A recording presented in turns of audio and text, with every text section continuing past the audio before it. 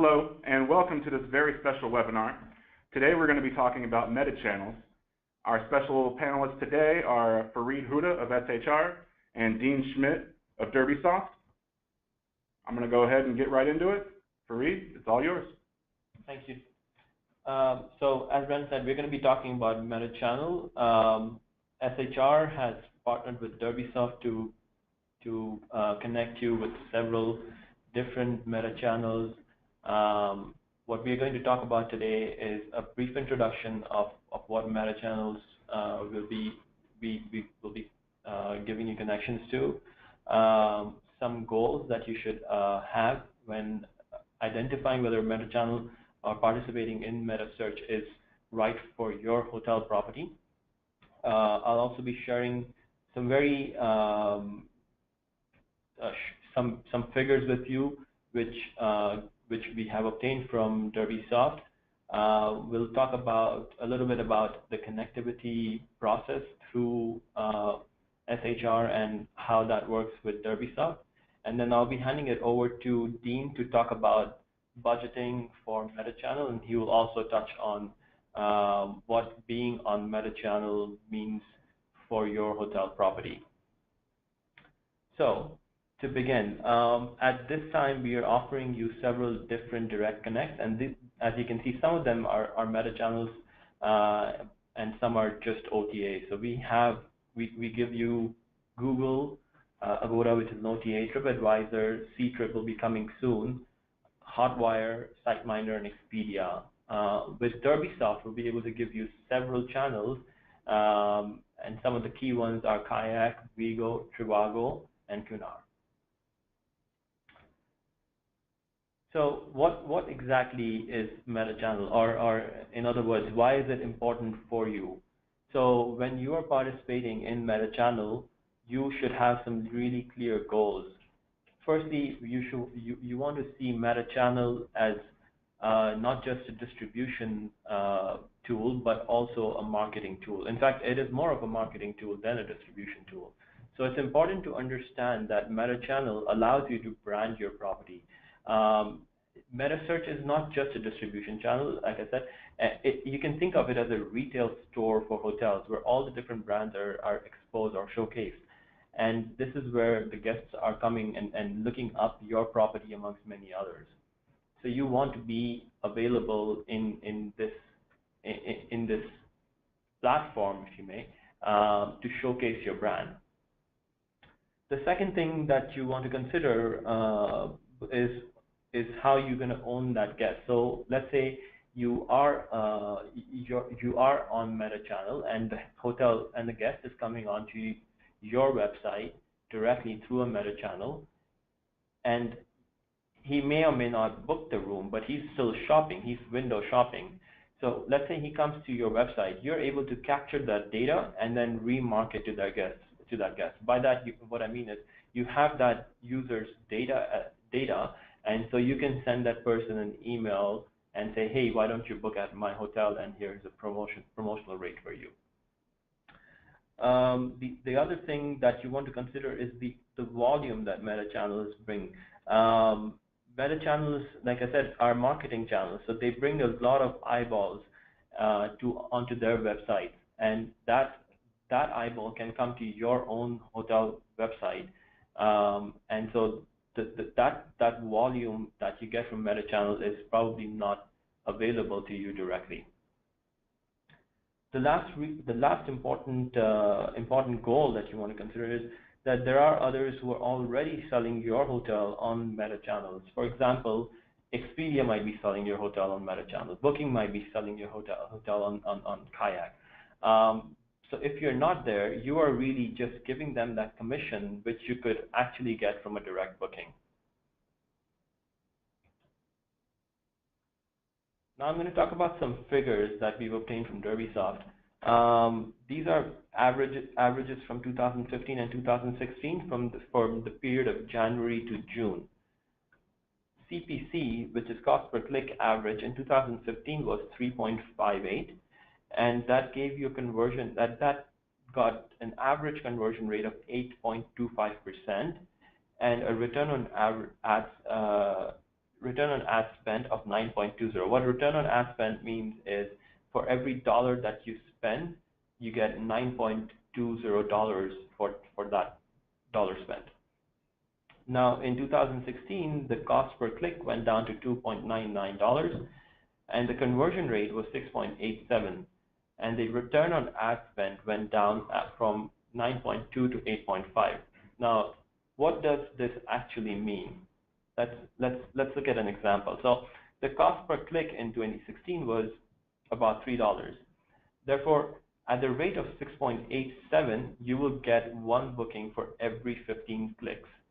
So that makes a booking cost of $45. So to get that one booking, a person is clicking 15 times, and that is costing you as a hotel $45. We'll dive into this much more, and I'll let Dean speak to you about this in a little while. But this gives you a rough idea of what the cost is going to look like. But I would like to remind you that these are average figures across many different properties in different regions, in different parts of the world. And so this may not be the true picture for your hotel, and the picture for your hotel or the figures for your hotel will significantly vary depending on what kind of property you are and where you're located. I'm going to talk about the connectivity. So we'll look at different how Windsurfer connects to Metasearch, and then there's an agency role and things like that. So firstly, what does Windsurfer CRS do when it comes to Metasearch? What is our role? We enable that direct connect between meta channels and hotels through DerbySoft. So we work with DerbySoft to establish that connection for our hotel partners. We work with DerbySoft on creating a hotel listing on different meta channels. Now we have a lot of your information on our system already, so we'll help you do that, creating that hotel list. Our implementation teams will work with you on this one. We will also be providing rates to DerbySoft for different meta channels. So that is through the ARI connectivity that we have with you and with DerbySoft. We also provide booking reports on a daily and monthly basis to DerbySoft, so they can identify or they can report which booking is coming through which meta channel. In most cases, you will work with an agency for the bidding process. DerbySoft works through agencies to manage the bidding process. So the role of the agency would be they're required basically for independent properties who want to participate in distribution in Metasearch meta channel distribution. Agency will take the task on bidding, as I said, and this will be for smaller individual properties or smaller chains. And this basically allows you as a hotel partner to, in a way, have a very cost-effective way of working with agencies, because DerbySoft will group you with agencies they work with, and because they're grouping it together, the cost will in a way go down. However, if you are currently working with an agency that you've done your website with, they deal with your SEO for your website and things like that, then DerbySoft is very much open to have a conversation with them, and they may or may not already be working with DerbySoft. So this is a conversation that you can have with our implementation team if you decide to take part in using the connection that we are providing through DerbySoft. Now, I'll just quickly go through this process document. This has been developed by us to in a way highlight how it will work from our side for SHR side. So the first thing you would do is you would you would intimate us about the participation in meta channel, and our CXM will initiate a call between the agency and the hotel. SHR will the implementations team will prepare for activation once you've decided on the bidding process with the agency. Implementations team will do the hotel listing with DerbySoft. Implementations team will also do the configuration of report mapping for DerbySoft. If you're using TopSale as your IVE, then we will also handle the pixel tracking part. If you're not using TopSale, that will be handled by anybody who has developed your booking engine. And they will also have to provide redirect URLs to DerbySoft. Hotel also will provide logos for meta channel. Different meta channels have different logo requirements, and so that is something that the hotel will have to work with their agency to pass it on to DerbySoft to make it available to the meta channels. And all of this will have a one-time setup fee for SHR. We're not going to bill you monthly. This is just a one-time setup fee that we will charge to hotel partners. I'm now going to pass it on to Dean, and he is going to talk in details about budgeting and how Metasearch and the benefits of Metasearch in a little more details. Dean, over to you. Very good. Thank you very much, Fareed, and thank you everyone, of course, for being a part of this webinar today. We think there's a lot of exciting things that are going on with Metasearch, and this is definitely a great opportunity to take advantage of those. So one of the frequent questions that we get is, what should I budget for my Metasearch campaign? And to be fair, it's a difficult question to answer because there are a lot of things that go into it, depending upon what are your goals, what's your strategy, and so on. But one of my first answers that I often give is, you shouldn't. And part of the reasoning behind that is that if you have a cost of sale from Metasearch that is at 10%, or even let's say 12%, or even maybe up to 15%, and on the other hand, you're paying an OTA commission that is 15% or higher, with the opportunity to get that booking directly at a lower cost of sale, why would you ever want to shut off that channel, right? Because doing so does not stop Metasearch. You're putting a cap on that budget does not stop it from happening. It just stops it from happening for you. So that means effectively you're saying that I don't want to take that reservation at 10%. Instead, I'd rather take it from Expedia at 15% or whatever the case may be.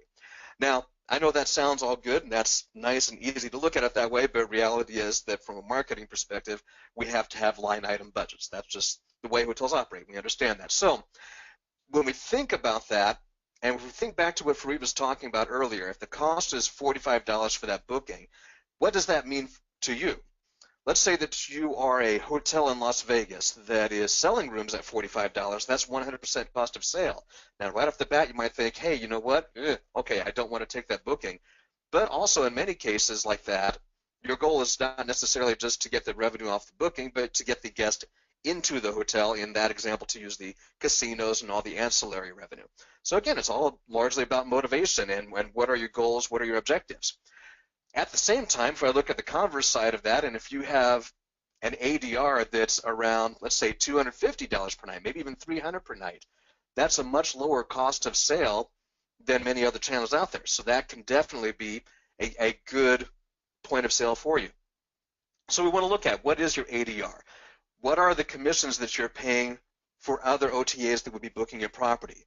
How does that compare with the percentage of your guests booking directly, and how does that match up? We see that example here, talking about that further down. So if your ADR is 300, as we mentioned earlier, that meta channel likely has a lower commission than what you're paying to those other OTAs. So when we think about budgeting, it's not all about just the dollar amount. It's sometimes difficult to determine the exact dollar amount, and your budget will depend upon your goals for that channel. A lot of times I will have clients that will come to me and say, our goal is we want to be in that #1 spot each time, every time. And that's a very legitimate strategy. There's very good reasons for doing that. But I will tell you that the #1 spot may not provide the best return on your ad spend. In some cases it will, some cases it won't. It depends on a lot of factors. And so we need to understand, again, what is that goal? And of course, the CPC rates for the different meta channels will vary.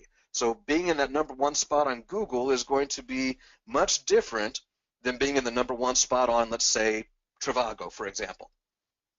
So a few facts about meta channel costs. On average, we know that based on historic data, meta channels are going to cost, the cost of booking will be 5 to 15% cheaper than the OTA. And we've got historic data to show that. The OTA cost per clicks we see year over year are even getting a little bit lower than what they were in some of those stats we had through June. So we're working on some new numbers that will show us how that looks and how those trends are going. But although they continue to get lower cost per click, conversion rates are also a factor. So that's so very important understanding how that works as part of the equation as well. Meta channel cost is a cost for marketing, which is driving traffic to your brand.com website. When we think of that and match that against the conversation about attribution, you realize that we have to look at your digital marketing campaigns as a whole. A lot of times from a marketing perspective, we like to be able to attribute our spend and our revenue to specific campaigns. But it's the conversation of if 2 billion raindrops hit a rock and that last raindrop finally cracked the rock, which raindrop gets credit for it, right? Did the last raindrop do all the work? Well, no. Those other 2 billions had a role to play in it as well. And so a holistic campaign stacking view is very important. Google Analytics, incidentally, is starting to incorporate that functionality as part of their dashboard. Meta channel cost is a way to prevent losing the booking to the competition. So let's think about that for just a moment. I said earlier that your participation in Metasearch, or lack thereof, does not determine whether or not Metasearch is happening. It just determines whether or not you are a point of sale. If that booking is instead going to an OTA site, we've talked about the cost of sale perspective from that, but let's also keep in mind that that OTA is not selling you exclusively. That OTA is all about getting traffic to the OTA. That's their primary goal. Of course, they want a booking eventually, but number one goal is getting eyeballs onto their website. And those eyeballs are going to see other booking choices besides your hotel. What does that mean? Well, it means your conversion rate through that is even lower. So your cost of sale is higher, your conversion rate is lower, possibly booking your competitor hotel. So a lot of good reasons why we don't want it to go that way. And finally, consider meta channel cost as part of your customer acquisition and retention cost, especially important for newer hotels. So as we're thinking about gathering new client base, especially if I'm a brand new hotel on that market, your number one priority is to be available as a point of sale each time and every time, right? Let's imagine for a moment that you've spent a lot of time and effort optimizing your website for Google. You've got your search engine optimization with your paid search campaigns. You have your organic search results, all of these things that you've optimized only to have a Google hotel ad on the right-hand side of your screen link it out to somebody like a booking.com.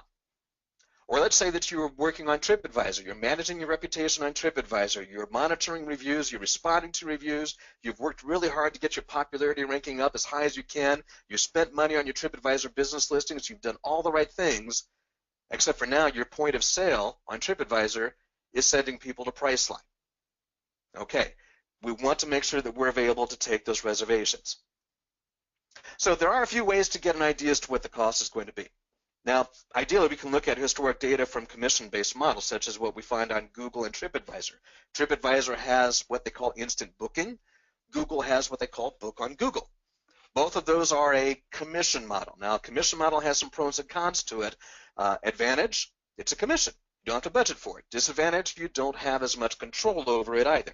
You're pretty much going to take whatever is given to you, and if you say, well, I really want to have more positioning, more volume, no, that doesn't necessarily work based upon what they call the effective CPC. Or in TripAdvisor, for example, you may have negotiated, I'm going to pay TripAdvisor a 15% commission. That gets me a 50% rotation. Okay, great. That also means that 50% of the time, you don't have rotation. All right, so keeping those things in mind. But it does give you the opportunity to dip your toe in the water a little bit and see what kind of results you're getting. Get information from a friend hotel, somebody in your comp set, a similar property in another city. If you don't have those numbers, you're welcome to reach out to us, talk to an agency. Many times there is an example that we can look at of somebody similar in a different market and use that kind of as a baseline. I always qualify that. You want to be careful. Nobody's exactly the same, but we can kind of get some ideas. Developing a model based on current share of bookings from OTAs. So what kind of traffic are you seeing from the OTAs? And how does that relate to what you're doing with your website search engine optimization, your other digital marketing efforts? if everything was equal, in other words, you're not influencing one campaign over another, in other words, you didn't have a special promo you were doing somewhere, but if everything was equal, in theory, all of these campaigns should parallel one another. Not saying that they're going to be the same amount, but they should have the ups and downs very similar to one another.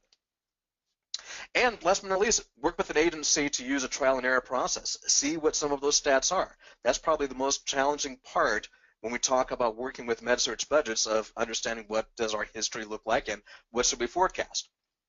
Now, we've also partnered with an organization called Hospitality Digital Marketing to develop what we call a Metasearch Revenue Calculator. You can find this actually back on the presentation here. You'll see it listed.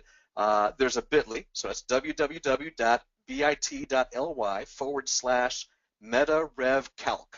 And if you plug that into your address bar, it'll bring you to this page here with a much longer address on it. But what this is a Metasearch Revenue Calculator. We took sample data from groups of hotels and averaged them together to come up with some estimates. So you can come in here, you can plug in your number of rooms. So let's say, for example, that I have 250 rooms. My average length of stay, 2.5 nights, I like that. Let's say that my ADR is $225 per night. I'm at about an 80% occupancy. And what type of property am I? And we can choose from destination resort all the way down to independent non-urban boutique. Many variations in between there. For our purposes, let's choose a branded urban limited service hotel. And what this is going to do is it's going to give some estimates on what you should expect in terms of your revenue from Metasearch. So on the low end, we would estimate that coming in about $281,000. On the high end, about $500,000. In the middle, about $393,000. Let's round that up to $400,000 just for easy math for a moment here. So if I know that my cost of sale is 10%, and I know that my revenue is $400,000, okay, well now I can reverse engineer that to say, okay, my annual budget then should be about $40,000 based on those numbers. By the way, I would also mention that these numbers are based on a singular channel. So think about that, and then how does that change when we add on multiple channels and a more diverse portfolio, which we'll talk about here in just a little bit as well. Okay, so on that note, we already talked a little bit about how meta-channel distribution prevents you from losing bookings to a competitor, and we've been talking a lot about the budgeting for that and how to set that up operationally. So a few important points. What are my goals?